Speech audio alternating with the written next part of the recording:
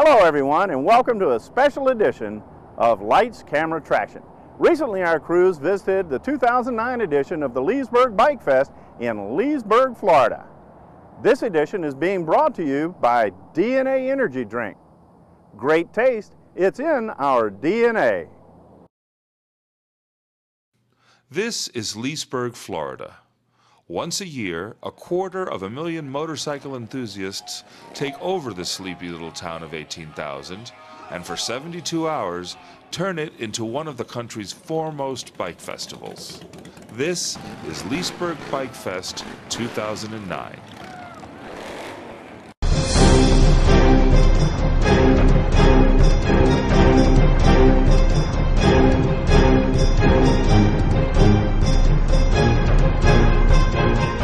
This episode of Lights, Camera, Traction is brought to you by DNA Energy Drink.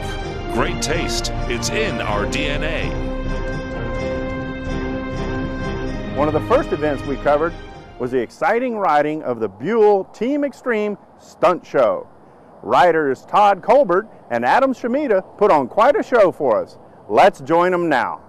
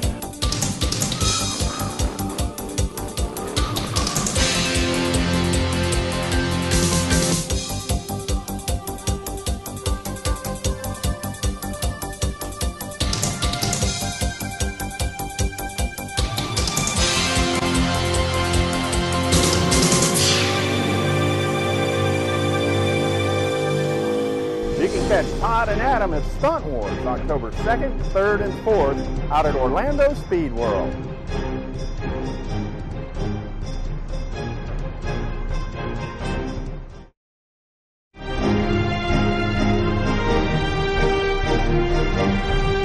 Hey, this is Stephen Elliott with Gordon Motorsports for Lights, Camera, Traction Television. Have you ever had difficulty maneuvering your motorcycle at low speeds? Come on now, I know you have. We all have. We're going to be visiting with Jerry the Motorman Palladino from Ride Like a Pro to get his 3 techniques so you can become a safer motorcyclist. Let's go see what Jerry has to say. I've been riding for 20 years before I took motor officer training. The day I started that training is when I realized I knew nothing about riding a motorcycle. When I finished that police motor officer course, I found out that they've been giving that course for 60 years to the cops, telling them about these 3 simple techniques. It's what make police motor officers the top 2% of riders in America. When I finished that course, I said everybody who rides should know these techniques. And I came out with a Ride Like a Pro video, teaches the police motor officer techniques to the average rider in a step-by-step manner. You could actually get this down in about 3 or 4 hours. It is now the biggest selling motorcycle video in the world, and thousands of people come up to me. I get letters from people telling me how I've saved their lives and made riding so much better for them just by knowing these 3 simple techniques.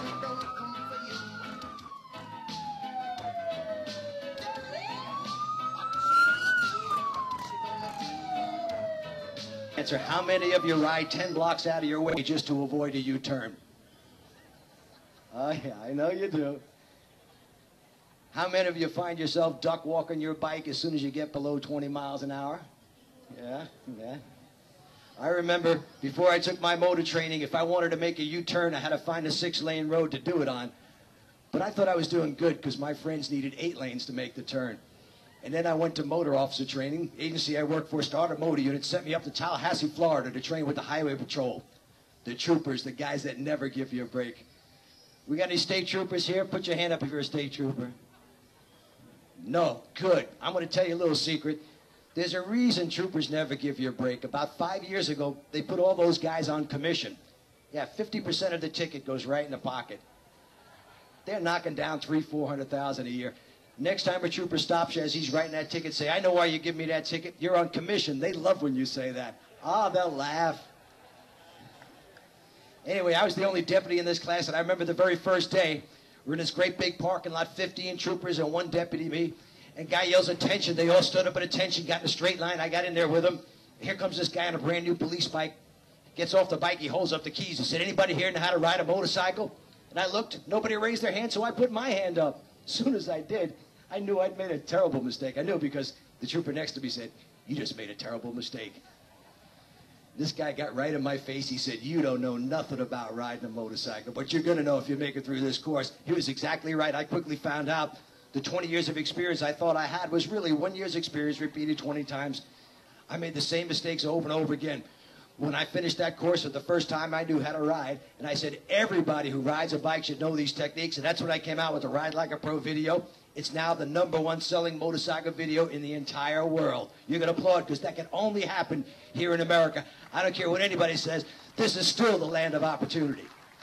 Now, I'm going to go over this kind of quick. Believe me, my DVD is extremely detailed, but we just got a few minutes together, and I'm going to give you an idea how this works. 3 techniques, that's all there is. And we're going to talk about low-speed handling because that's where everybody seems to have a problem. Nobody has a problem balancing the bike at 60 miles an hour, but at low speeds, gravity wants to pull you down. So here's how we overcome it. First technique is the proper use of the friction zone. That's the area of the clutch between completely open and completely closed. At low speeds, you want to stay in that gray area. Second technique is the proper use of the rear brake. Put a little pressure on the rear brake. Put a little power to the rear wheel. It makes the bike want to stand up. It can't tip over. And here's the third but most important technique because you can use this at every speed. The proper use of your head and eyes. Wherever I turn my head and eyes, that's where the bike will go because your hands naturally follow your eyes. The easiest way to figure this out is to start with what's commonly called the slow race. For our purposes, slow is about a quick walking pace. I'm going to have my wife stand at the end of the parking lot. I'll focus on her face as I ride towards her because instincts, which are completely wrong when it comes to riding a motorcycle, tell me if the bike gets a little unsteady to look down. Never look down. Focus on something 100 yards or so in front of the bike. Never, never hit your front brake at low speeds when the handlebars are turned. It'll pull you to the ground like a magnet. Now, you know you're at proper training speeds when you get up to about 4 miles per hour. If you're not sure what that is, speedometer's not going to register. You can have that person walk alongside the bike, and you get up right a little bit faster. Right about there is perfect training speed. I can get her up to 10 miles an hour, but that's just to keep her in shape. In only 10 or 15 minutes, the average rider figures out how much easier it is to control that bike when you simply stay in the friction zone, put a little pressure on that rear brake. And once you get that down, you got to get over your fear of leaning the bike at low speeds because a motorcycle turns by leaning. The further I lean this motorcycle, the tighter the turn I can make. Easiest way to get over that fear, have somebody stand in the center of a circle, focus on that person's face. Again, the reason I'm doing that is instinct tells me when the bike starts to lean to look down.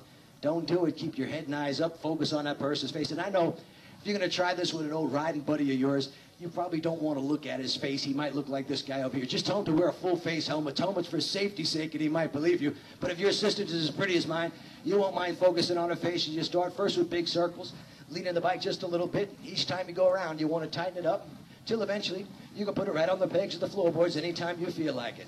Again, you got to find your bike's lean limits at low speeds, not when rounding a turn at 50 or 60. And once you get that down, you'll be ready for the elusive U-turn on a side street. Come on, I want to see a show of hands. How many of you having a problem making a U-turn? Put your hand up right now. Couple over there. Now, for the rest of you folks who did not put your hand up, I'm betting you're misunderstanding me. When I say having a problem making a U-turn, if your U-turn looks like this, this is a problem. If every time your bike drops below 20 miles an hour, you suddenly turn into a little girl who just took the training wheels off a first two-wheeler, This is an absolute embarrassment. I call people who do this members of the Foot Draggers Riding Club because it's such a big club. You see them everywhere dragging their feet, telling the entire world, I have no idea how to ride this motorcycle I paid so much money for. In fact, I'm not riding it. It's going wherever it wants to, and I hope I can follow along, and it really wants to go to the same place I do. Come on, get those feet up. You might even be a member of the Foot Draggers Club and not know it, but if you wear your shoe before your tires, you're a foot dragger. We'll get back to Jerry in just a little while. Next, we went over to watch as a true daredevil challenges the wall of death. Rhett Rotten, with his sense of adventure, is helping revive a sport that was almost extinct. Let's watch as our crews go film this exciting action.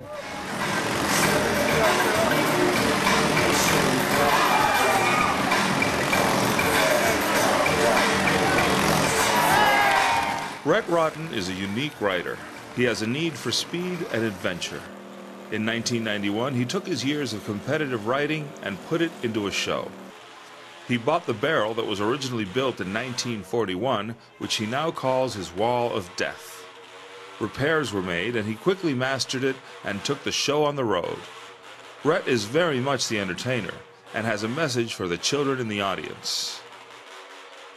If you would remember, like, I gotta live my life every day, just remember, no matter how many times you fall, you'll never ever be a failure as long as you always try to get up. So how about it for the youngsters in the house up there? Rhett used two motorcycles, a 1957 Harley Hummer fitted with a 250 Harley-Davidson dirt bike motor, and his baby, his 1927 Indian Scout. During the show, Rhett does plenty of tricks, from riding side saddle, no hands while standing on the pegs, sitting on the handlebars, and many more, including the famous dollar grab. All this 12 feet in the air on what he calls the steepest racetrack there is. I'd like to thank you all very much for helping us keep the era of old board track racing alive. I'm going to try to find a good song here, and please don't ever forget, this is Rhett Rotten Live, and my name's Rhett, and you watch me go. Give it up there.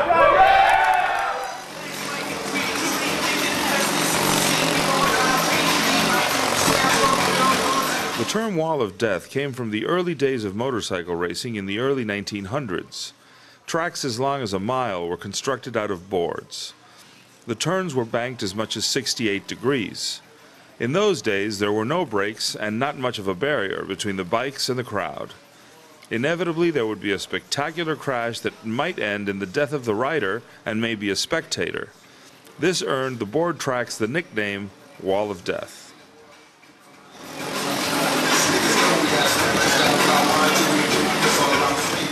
In 1912, at the Newark Board Track, Eddie Hasha crashed, killing himself and 4 spectators. The story made the front page of the New York Times. This was the beginning of the end to board track racing as we know it. It was at this point that riders developed the barrel for putting on stunt shows at county fairs and other events. This sport survives today because of the dedication of riders like Rhett Rotten. As Rhett says, the show lasts 30 minutes, the feeling lasts a lifetime.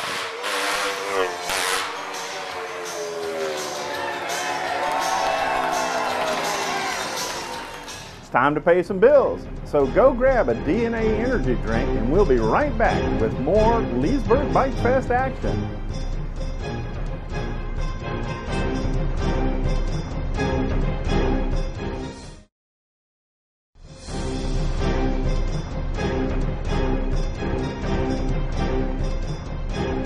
After watching Rhett defy death, I think it's time we head back over and visit with Jerry the Motorman to brush up on some more safety techniques. Take it away, Jerry. All right, if you notice these 2 white lines I put here in the parking lot, they're 24 feet apart. That's because your average size street is 24 feet wide. This bike turns in less than 18 feet, so 24 feet is a whole bunch of room unless you do it like this. All I'm going to do is pick the spot I want to start my U-turn, close to the curb as possible. That way, if I screw up, I got the whole 24 feet. As soon as my front tire gets there, I'll turn my head and eyes and look back this way. The sooner I turn my head and eyes and the faster, the easier it's going to be. In the friction zone, a little pressure on the rear brake, put that front tire here, turn my head and eyes, and look at that. I got, what, 6 or 8 feet to spare at least? I'm telling you, 24 feet is a ton of room to turn a motorcycle. If the street's only 20 foot wide, I just lean it a little bit further. The bike turns in less than 18 feet, but I know there's still skeptics out there.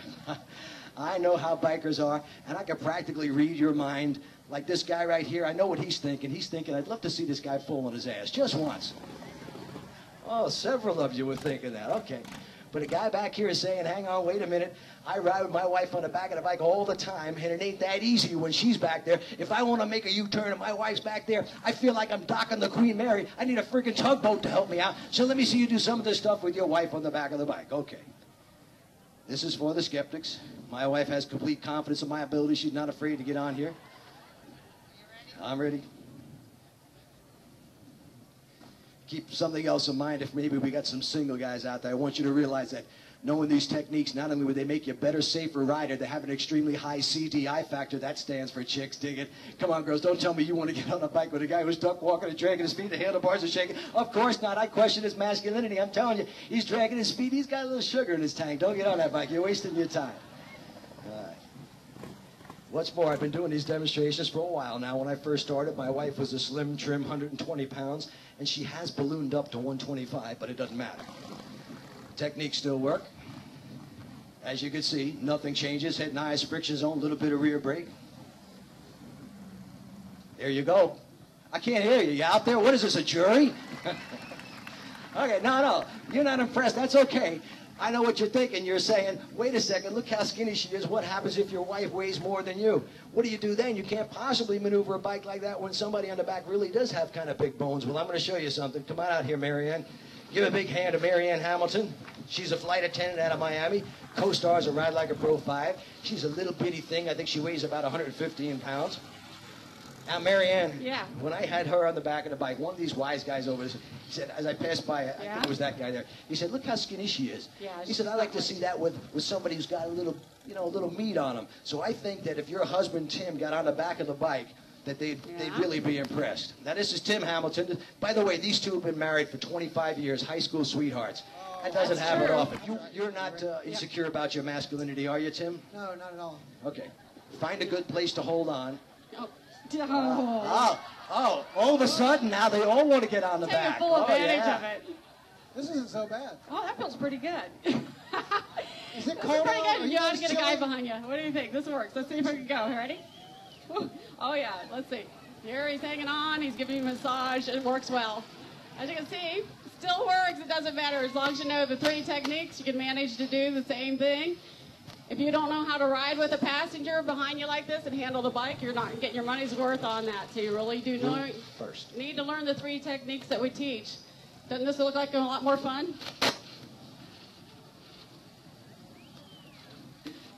Wonder who they're whistling at. Hey. I heard the whistle. All right, that's enough of that. Now, I'm telling you, folks, size and strength of the rider has no bearing on their abilities. Neither does the amount of time you've been riding. And I'm going to prove that point to you with a young lady I'm going to introduce you to right now. Her name is Stephanie Bertzos. She's 20 years old, just turned 20. She's been riding all of 3 months. She never rode a motorcycle in her life, and I took her from very beginning to being able to ride this motorcycle in less than 1 day. Give her a hand. 96-pound weakling. And I'm going to bring out all the ladies we've got. My wife, come on out here, hon. Flo Fura from Canada. Let's play a little Follow the Leader.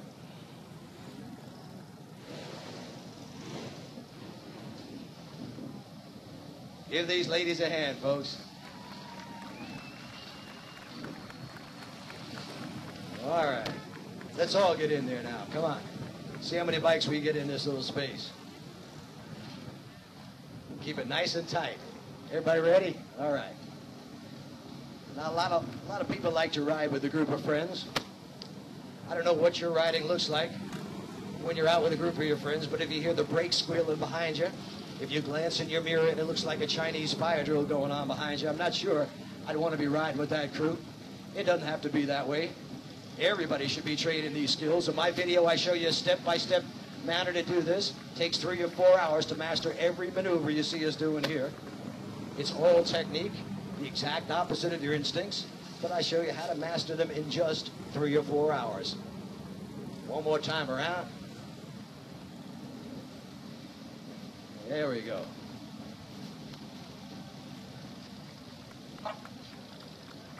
That's right. Put your hands together, ladies and gentlemen, for Team Ride Like a Pro.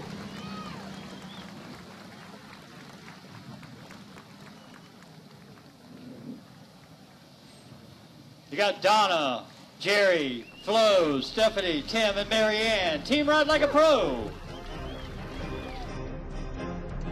I want to thank our friends here at the Ramshackle Cafe for putting up with us this afternoon. And remember to mark your calendar for Leesburg BikeFest 2010, which is April 23rd, 24th, and 25th. We'll be there, and it's going to be a blast. I'm Klein Walters for Lights, Camera, Traction. See you next time. We build life's most important destinations, yours. Steinmetz Construction, Lady Lake, Florida.